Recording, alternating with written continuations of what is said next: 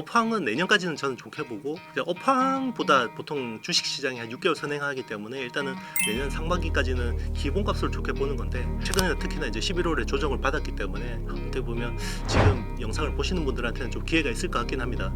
버블장에서는요 정말 갈 때까지 가져가 보는 거거든요. 그리고 이제 1월부터 만약에 대기업들의 내년 투자 계획이 나온다 그러면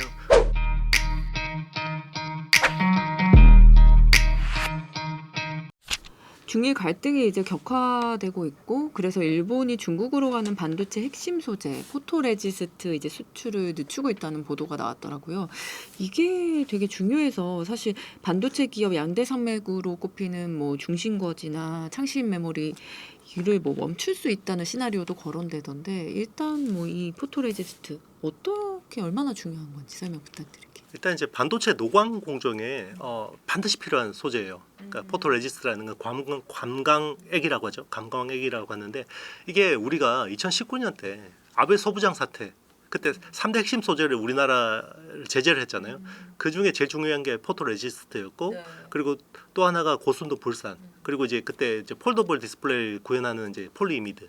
자, 그 3대 소재를 가지고 이제 제재를 했는데, 지금 이제 그 중국하고 일본이 대만 문제를 놓고 굉장히 지금 첨예하게 갈등 중인데, 중국이 우리 사드 사태 때 때린 것처럼 지금 한일령을 때렸거든요. 네. 우리한테는 한한령을 했지만 한일령을 때렸기 때문에 이제 뭐 이제 수산물도 뭐 수입 금지하고 막 이런 식으로, 그리고 중국에 진출해 있는 일본 기업들도 막 점검한다고 해서 괴롭히고 우리가 당했던 거잖아요.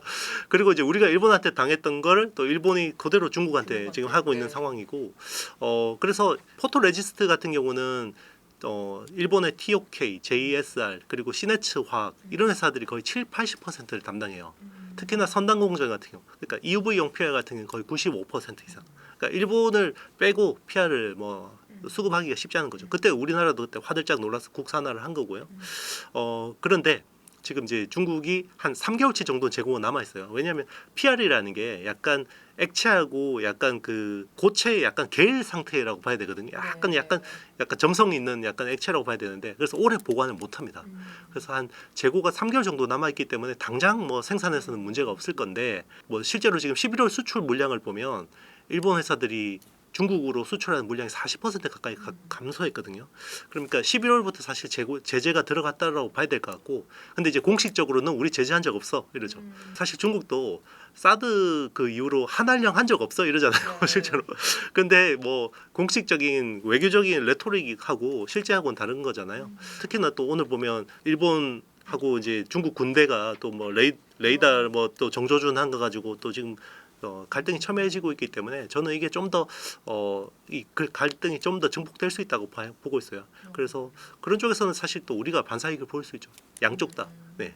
네, 말씀하신 대로 이제 갈등이 앞으로 좀 더 심화될 것 같은데, 미국은 일본에게 중국에 판 장비도 수리하지 말라고까지 좀 압박을 넣고 있다고 하더라고요. 이제 뭐 소재뿐만 아니라 이제 부품 AS까지 이제 끊기면 중국 공장들은 사실상 조금 운영하기가 쉽지 않을 것 같은데, 이 부분 시나리오가 좀 현실화될 가능성이 있을까요?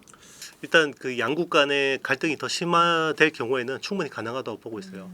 특히나 뭐 유지 보수가 안 된다 그러면 수율이 또 직접적인 영향을 받게 되거든요.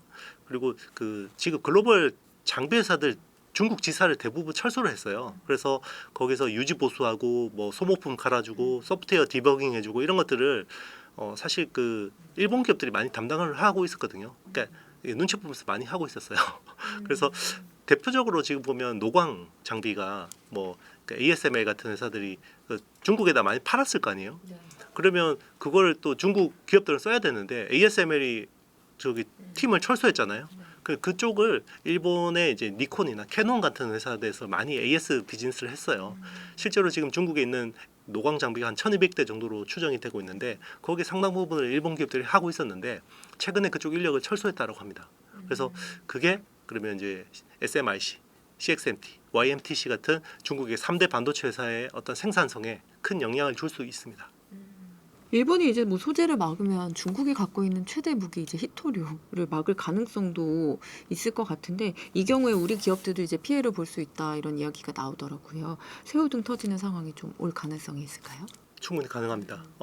히토류를 우리가 뭐 직접적으로 영향을 받는 것보다는 일본을 통해서 받는 게 많아요. 왜냐하면 일본이 보통 이제 그 소재, 특히나 이제 케미컬 쪽을 잘하기 때문에 그런 쪽에서 케미컬이라든지 아니면 그 프리커서, 전구체 뭐 이런 쪽에서 사실 히토류들이 되게 많이 필요하거든요. 이제 그런 것들을 일본이 뭐 폴리머라이제이션 하든지 이런 것들을 이제 중간 가공한 걸 우리가 사와서 이제 반도체 공정이나 디스플레이나 이런 쪽에 많이 쓰거든요.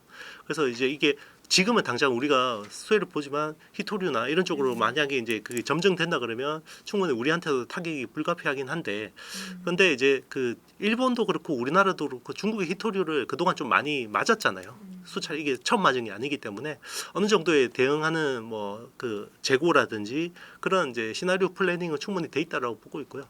과거보다 그렇게 충격이 크지는 않을 것 같습니다. 아까도 이 얘기를 좀 여쭤봤었는데 중국 메모리 기업들이 저가 물량 공세를 펼치면서 사실 가격 경쟁력을 굉장히 앞세웠잖아요. 근데 일본의 경제로 이제 중국이 디램 증설이 이제 막히면 뭐 삼성과 하이닉스가 반사이익을 볼 수 있을까요? 네, 충분히 볼 수 있습니다. 네.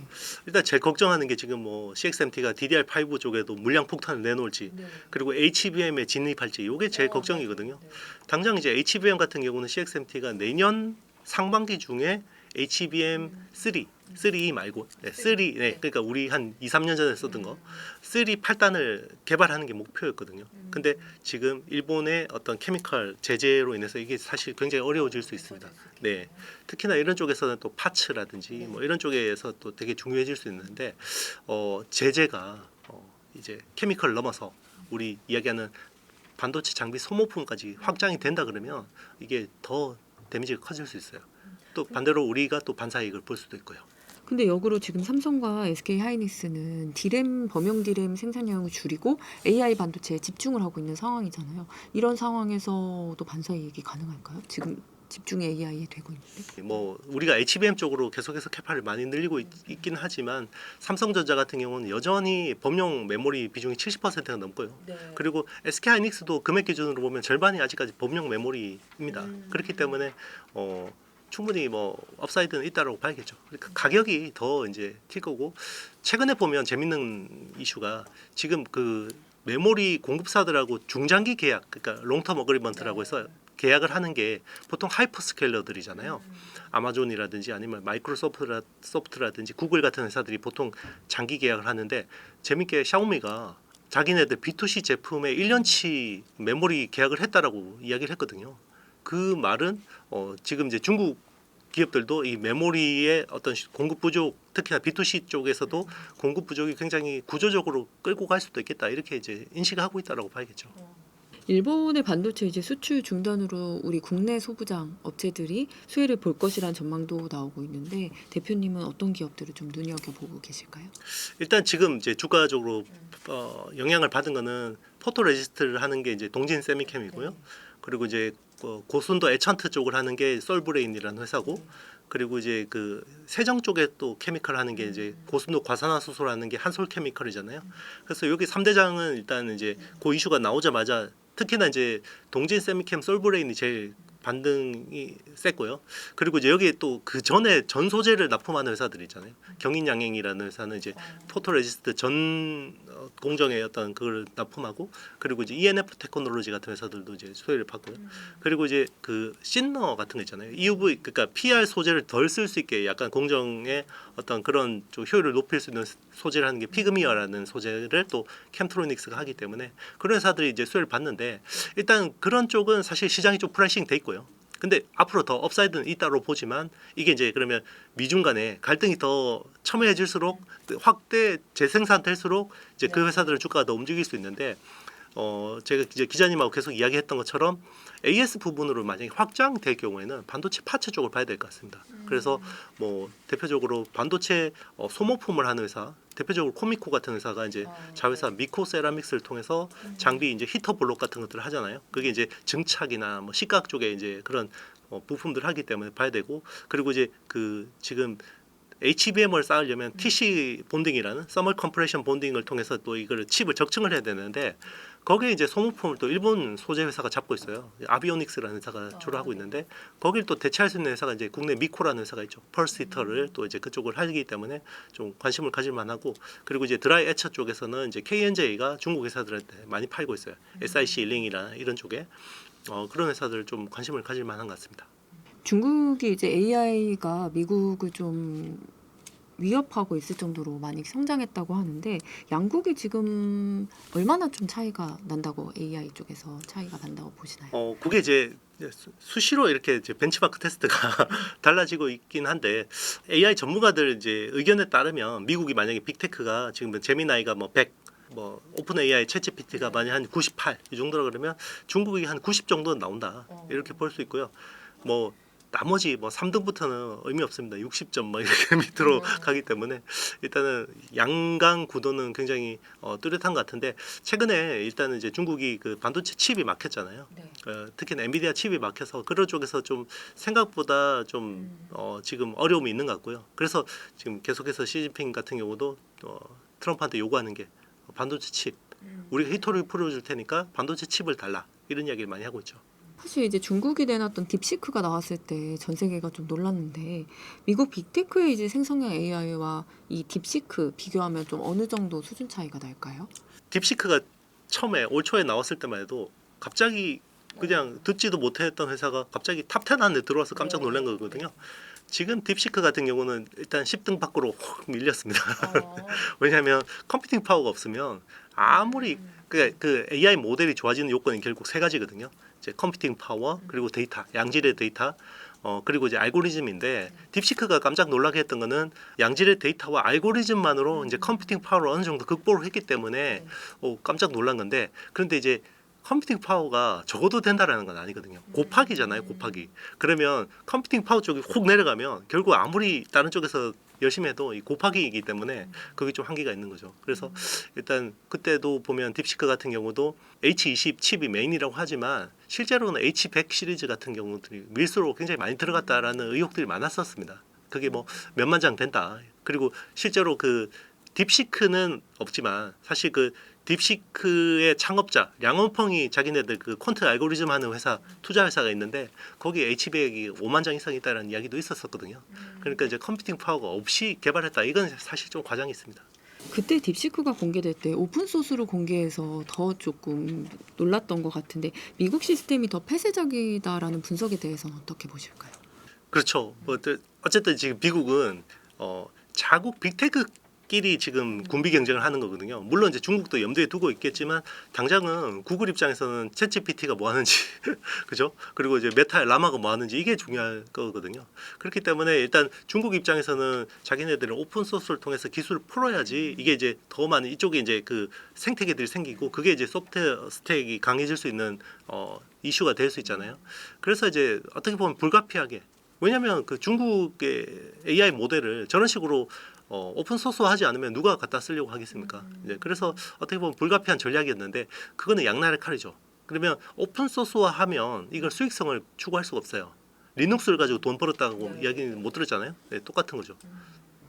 AI 얘기가 나와서 하나 더 여쭤보자면 사실 AI의 정점으로 볼 수 있는 게 사실 피지컬 AI인데 국내 로봇주 중에서는 그럼 대표님이 좀 눈여겨보고 있는 곳이 있을까요? 지금은 단연컨대 그 현대차 그룹인 것 같습니다. 네. 그러니까 현대차 그룹이 일단 이제 엔비디아 GPU 5만 장을 가져온다라는 건 굉장히 큰 의미가 있어요. GPU 5만 장이라고 하면 사실 그 전에 뭐 H100이나 H200 대비해서 지금 그 블랙벨 울트라 시리즈가 메인이 될 것 같거든요. 그러면 기존의 호퍼 10만 장, 15만 장 수준을 가져오는 거예요. 그러면 전 세계 자동차 브랜드 중에서 1등이 되는 거고요. 그리고 이제 테슬라 다음으로 전 세계에서 2등 컴퓨팅 파워를 구현한 모빌리티 회사가 되는 거고요. 그리고 중요한 게 이제 엔비디아가 데이터 센터 설계도까지 다 주겠다 그러고 그랬거든요. 그러니까 엔비디아가 왜 그렇게 해주겠어요? 자기네들은 결국 현대차 그룹이 가지고 있는 양질의 빅데이터가 필요한 겁니다. 그 빅데이터를 통해서 우리 플랫폼에서 개발하고 나면 거기에 다 남잖아요. 네, 그런 것들을 기대하는 거죠. 사실 로봇은 미국이랑 중국이 좀 앞서는 것 같고 그나마 우리가 잘해왔던 반도체 기술도 중국이 많이 따라왔다 이런 얘기 계속 나오고 있잖아요. 객관적으로 봤을 때 대표님이 보실 때 현재 한국과 중국의 반도체 기술 격차 어느 정도일까요? 일단 설계는 중국이 더 훨씬 잘한다고 봐야 될 것 같고요. 일단 설계는 우리가 굉장히 앞으로 더 열심히 해야 될 것 같고 D램 같은 경우는 일단 기술 격차가 제가 보기에는 2, 3년 정도 나는 것 같아요. D램에서는 2, 3년 정도 난다라고 봐야 될 것 같고 HBM까지요? HBM은 한 3, 4년 이상 그 정도 격차가 있다라고 봐야 되고요. 그리고 낸드 같은 경우는 제가 보기에는 1년. 네. YMTC가 굉장히 위협적이에요. 그리고 파운드리 같은 경우는 뭐 한 2년 정도는 차이가 난다고 봐야 되겠죠. 그래서 이렇게 우리가 여유 부릴 상황은 아닌 것 같습니다. 기술 격차가 이제 많이 좁혀졌잖아요. 이럴 때 그럼 우리나라가 조금 물량이 특히나 물량에서 가격 경쟁력에서 안 되는데 어떻게 좀 경쟁을 물량이나 이런 쪽에서는 해야 될까요? 일단 이제 그 메모리 반도체의 헤게모니가 바뀌고 있어요. 그래서 기존처럼 우리가 대량으로 싸게 잘 만들자 이런 거는 이제는 더 이상 부가가치가 없어요. 그래서 오히려 메모리의 파운드리화를 하는 게 맞다고 봐요. 그래서 HBM, 소캠 그리고 이제 빅테크들이 자기네들 시스템에 맞게 커스터마이즈된 그 메모리가 필요할 거 아니에요. 그런 쪽하고 계속해서 공동 개발해서 그런 쪽에서 부가가치를 찾아가는 게 맞다라고 생각해요. 맞춤형 칩 쪽으로 맞습니다. 가야 된다는 얘기신 거죠? 그래서 이제 또 대만의 TSMC 같은 회사들이 우리나라에 한 두세 개만 나온다 그래도 충분히 그 AI 혁명에서는 우리나라가 중요한 위치를 차지할 수 있지 않을까 생각합니다. 내년 반도체주 포트폴리오 짤 때 어떤 점을 좀 중점에 두고 구성을 하는 게 그럼 현명할까요? 일단 내년은 저는 이제 시장을 내년 상반기까지 보고 있는데요. 네. 뭐 그러면 하반기부터 안 좋아지냐? 모르겠어요, 사실. 왜냐하면 일단 업황은 내년까지는 저는 좋게 보고 이제 업황보다 보통 주식 시장이 한 6개월 선행하기 때문에 일단은 내년 상반기까지는 기본값을 좋게 보는 건데 만약에 내년 중순이 됐는데 2027년이 굉장히 뭐 어떻게 보면 긍정적이다 그러면 하반기 시장도 올해처럼 또 달려갈 수도 있겠죠. 그래서 지금은 기존의 주도주들 중심으로 최근에 특히나 이제 11월에 조정을 받았기 때문에 어떻게 보면 지금 영상을 보시는 분들한테는 좀 기회가 있을 것 같긴 합니다. 이것도 한참 지나고 보면 크게 의미가 없을 수도 있는데 다행히 그래도 지금 보시는 분들은 기존의 주도주들 중에서 좀 조정을 받은 기업들 중심으로 본인의 어떤 포지션을 잘 보는 것도 좋을 것 같고요. 그리고 이제 기존에 싸게 좀 잘 담았다. 그러면 계속해서 한번 끌고 가보는 것도 좋을 것 같아요. 그러니까 버블장이라는 게 대부분 경험해 보신 분들이 별로 없어요. 근데 버블장에서는요 정말 갈 때까지 가져가 보는 거거든요. 그래서 그런 전략 그리고 이제 1월부터 만약에 어떤 큰 대기업들의 내년 투자 계획이 나온다 그러면 거기에 맞게 이제 소부장 전략들은 짜야 되는데 아직까지는 좀 그게 굉장히 가변적이에요. 네, 굉장히 가변적인데 왜 그러냐면 일단 삼성전자 같은 경우는 지금 HBM4에 대해서 최종 샘플을 지금 테스트를 진행 중이거든요. 이 결과 값에 맞게 또 하이닉스가 투자를 변동이 커질 수 있어요. 만약에 삼성전자가 굉장히 잘 나왔다. 그러면 이제 아마 우리가 당초 예상한 것보다 투자 규모가 줄어들 수 있어요.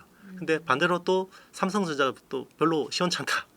그러면 투자 규모가 늘어날 수 있어요. 또 반대로 삼성전자 밸류체인에서 봤을 때는 삼성전자 HBM이 잘 될 경우에는 어드밴스드 패키징 후공정 쪽에 투자가 많아질 수 있고요. 만약에 그쪽이 별로 안 좋으면 투자가 이제 파운드리나 이제 다른 전공정 쪽으로 좀 갈 수 있죠. 그런 것들을 굉장히 지금은 예측하기 되게 어려운 부분이 있는데 일단은 1월 정도에는 뭔가 충분히 윤곽이 나올 것 같습니다. 그럼 일단 대형주 위주로는 조금 더 계속 가져가도 괜찮다. 네, 연말까지는 지금은 대형주가 어떻게 보면 그 바텀은 보이고 업사이드는 있기 때문에 훨씬 더 편안하게 갈 수 있지 않을까 생각합니다. 오늘은 AI 버블 논란부터 구글, 엔비디아 경쟁 그리고 한중일 반도체 시장까지 폭넓게 짚어봤습니다. 대표님 오늘 말씀 감사합니다. 네, 감사합니다.